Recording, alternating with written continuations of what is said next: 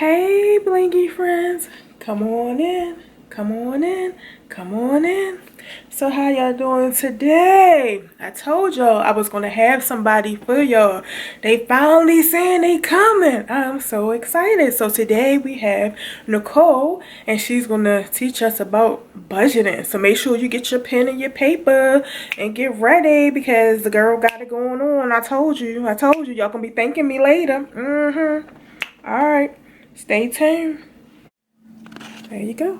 Good evening, Blingy friends. Here we are today, coming to you to talk about budgets. So I have been invited by the Bling Master, Miss Keshia, to come and talk about budgets today. So if you find any of this information that we're going to be giving out today helpful in any kind of way, we ask that you would share this information, like, comment, and subscribe. We would really appreciate that.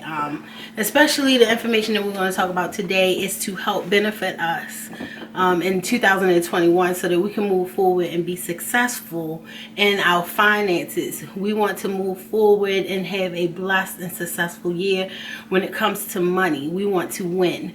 And hopefully with the information that I bring you today, we can make sure that that happens for all of us, because not only do I want to win, I want everybody else to win along with me. So let's see. We're going to get into these budgets here. And first, if you see me look away, it's just because I'm getting my notes. And I want to make sure that I do not forget anything that I would definitely like to talk about. So, first of all, when creating a budget, it is very important to take into account that we need to make sure that we, one, pay ourselves first. When we pay ourselves first, this is a great way to start saving so that we can move forward with building our own wealth.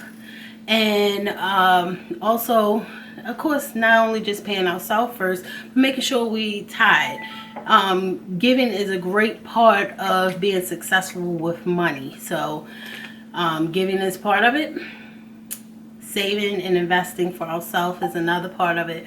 And then taking the rest that we have and applying it to life. And we all want to win at this game called life, correct? All right. Yes. I'm in class, y'all, on the side. All right. So planning ahead is a big factor in setting up your budget. So when you realize that, let's just say next Friday is your payday, and next Friday, actually, I'm going to pull up a calendar here so that we can have some dates to actually really go by. No greater way than to play with actual numbers here. Okay, thank you, Keshia. You're welcome.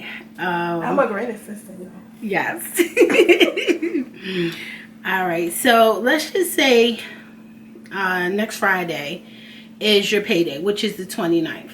So it would be good to take a few minutes to sit down and look over your finances and come up with a plan for the money that you're going to get on the 29th. So let's just say that on the 29th, you're going to get $700 and let's say $85. So, you know, with this $785, you want to at least take 10% of that and give it away, or, you know, tie it with it. So we know that we'll get into the calculations of all that in just a few minutes. But just for now, we'll say $785 is what we're expected to make on January the 29th, the next Friday. So, after you had your 10% put aside for your tithes and savings, 10% for your own savings, and then you have this 80%. This 80% is to cover your bills and everyday living expenses. So we'll just do like a little mock budget. so we can kind of get an idea. Okay, so we're going to start with creating a budget here. And I'm going to use an example of somebody I'm actually working with that is on a very fixed income. The income is actually $777, and they currently are paying bills of rent, BG&E, phone, internet, credit card 1, credit card 2, insurance, and bank fees. Some other living expenses, including food, medication, and household things, is also coming out of this income. And it's unfortunate that that this person is actually having to live off of such a low income, which is, like I said, $777 a month. But we will show you how we can make this work to the best of her advantage. All right, so once a month she gets this income to come in. Her rent is $190. Her BG&E normally runs about $110. The phone bill will be $90. And then we have internet, which is $60. Now the credit cards, she has a total debt of a little over $600. I mean $6,000. I do apologize. And so she's working on paying these credit cards down. We have stopped her from using these credit cards, and she's making monthly payments. So credit card 1 normally gets about $120. Credit card 2, she gives them $50. And then she has an insurance that she has to pay once a month, which is $51. Bank fees are charging her $7 a month. And then she sets aside about $50 to go along with some income she has coming in to purchase food. And medication, she sets aside about $20 to pay for some medical supplies that she has to buy every 3 months or so. Household goods normally gets about $20 a month. And because it's still led on her heart to give, she does give about $10 a month to one of her local churches. Okay, if we look at the fact that she has this $777 and all those numbers that I actually gave you, they actually equal up to $777. And I'm not sure if you all can see this. I'll bring it a little bit closer. But this is normally how I set it up for her. We have a column that says due dates.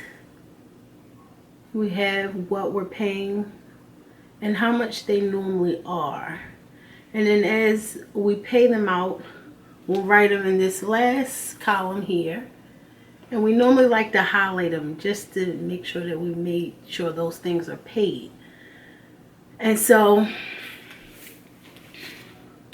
this is just an example of how you can set things up.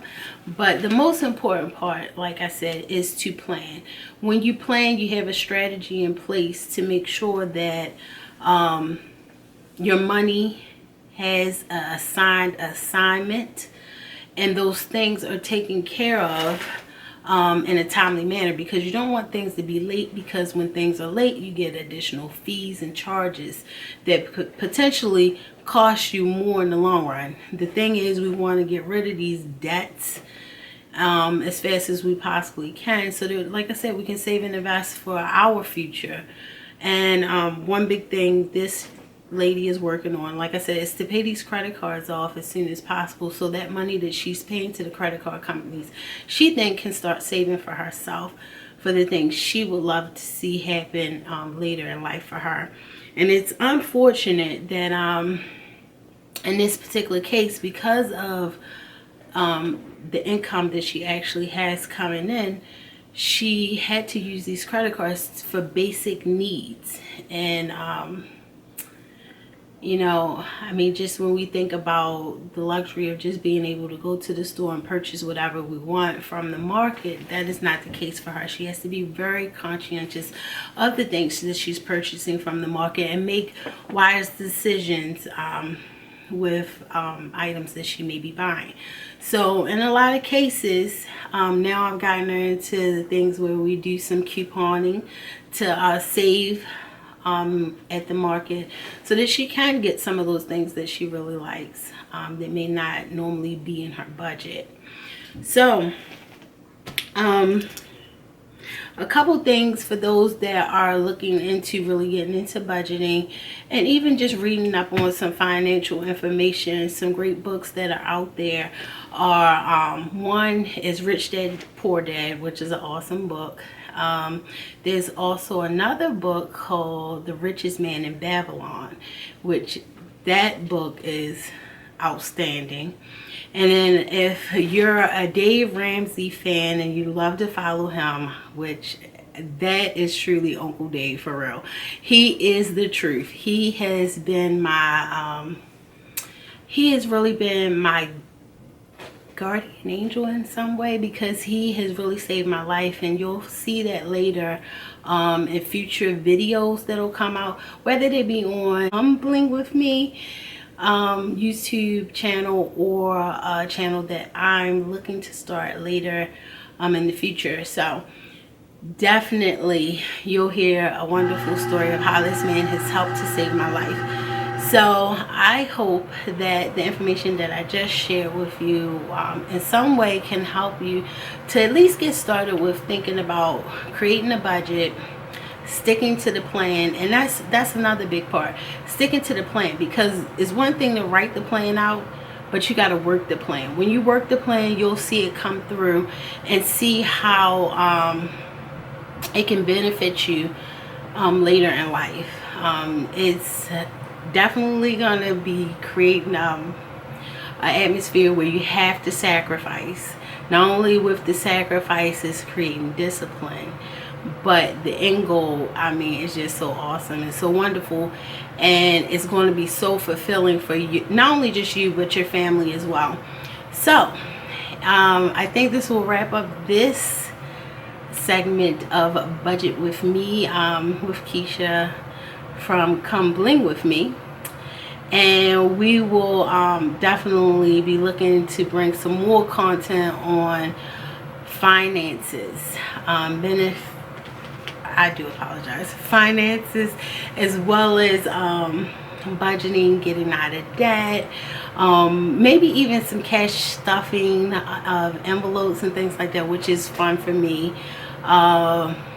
Maybe even going on a coupon run to see how coupons actually work in the stores and are beneficial to saving, so that we can make that budget stretch just a little bit further.